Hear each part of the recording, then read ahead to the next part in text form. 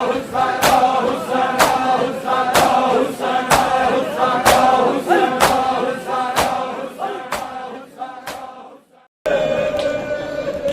اللہ اجرکم اللہ اجرکم اللہ۔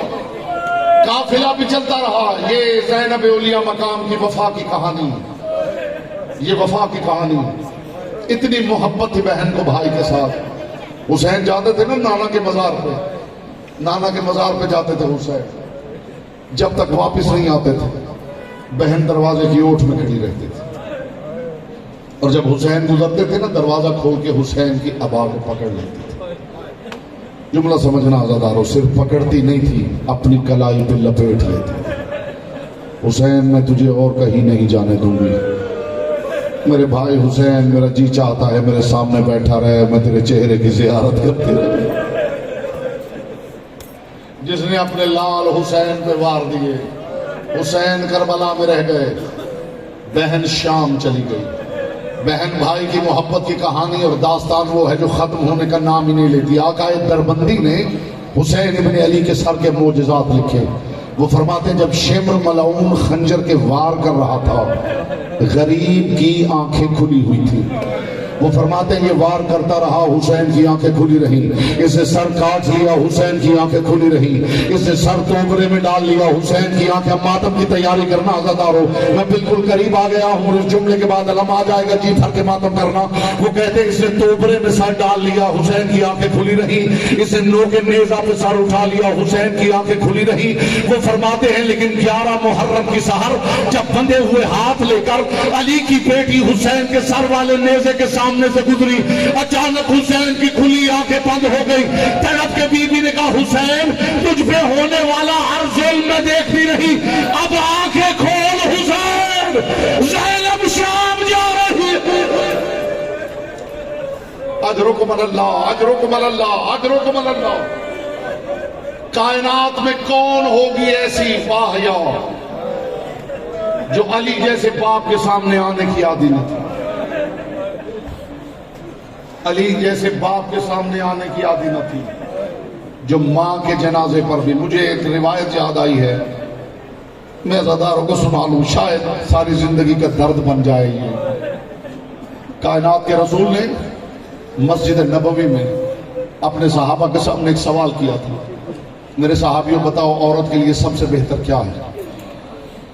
کوئی صحابی جواب نہیں دے سکتے۔ دونوں بچے گھر آئے، سیدہ زہرا نے بچوں سے پوچھا آج نانا نے کیا واز کیا؟ بچوں نے کہا آج نانا نے پوچھا کہ عورت کے لیے سب سے بہتر کیا ہے؟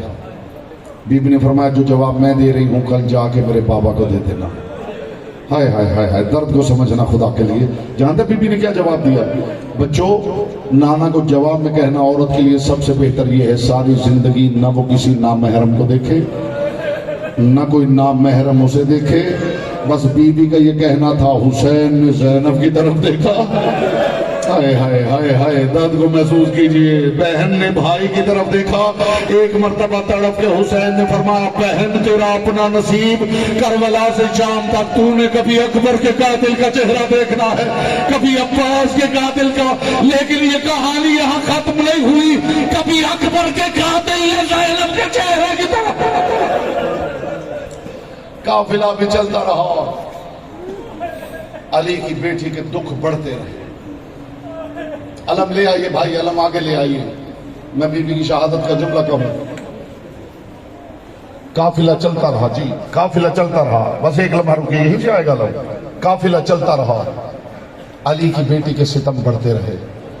4 ہستیاں ایسی ہیں ہائے ہائے جنہوں نے مرنے کی دعا مانگی۔ بس اب تو آخری جملہ ہے، جو ہائے کر سکتا ہے وہ ہائے ہی کر کے چلا جائے گا۔ زندگی کا تو کچھ پتہ نہیں، ہو سکتا ہے آج کی رات ہی آخری رات ہو، یہ ہائے ہی لکھی جائے۔ 4 ہستیاں ہیں جنہوں نے مرنے کی دعا مانگی۔ ان میں پہلا ہے اللہ کا صابر نبی Ayub.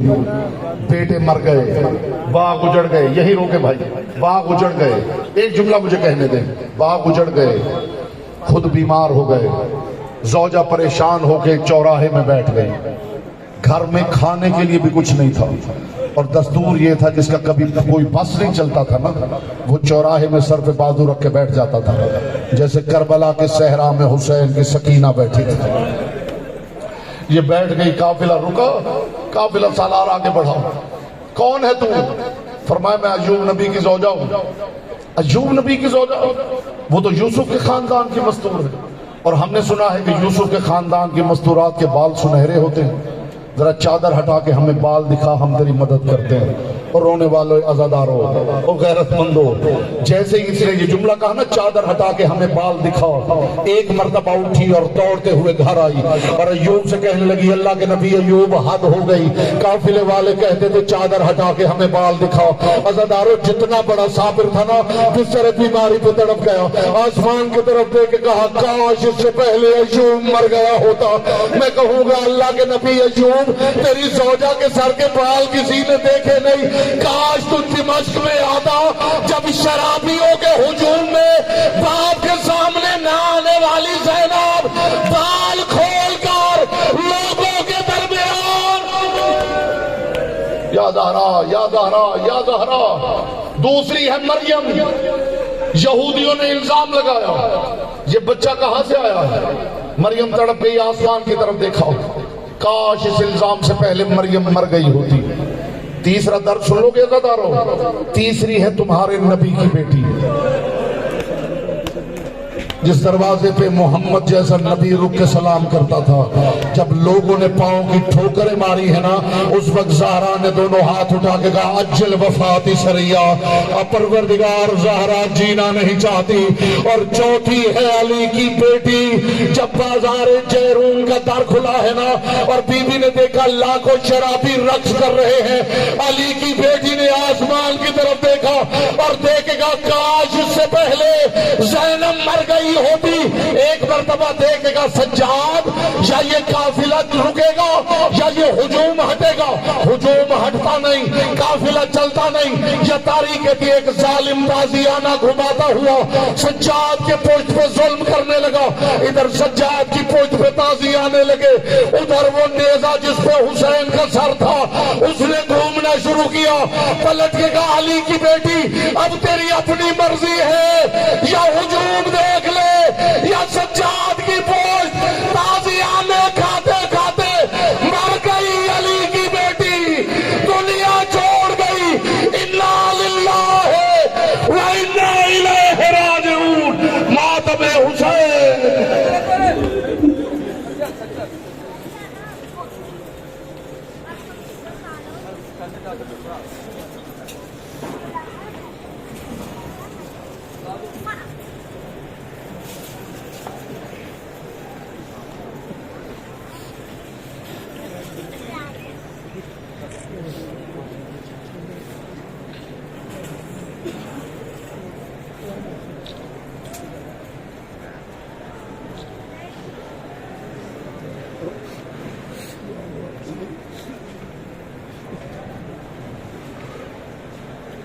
Mas a rádio, tudo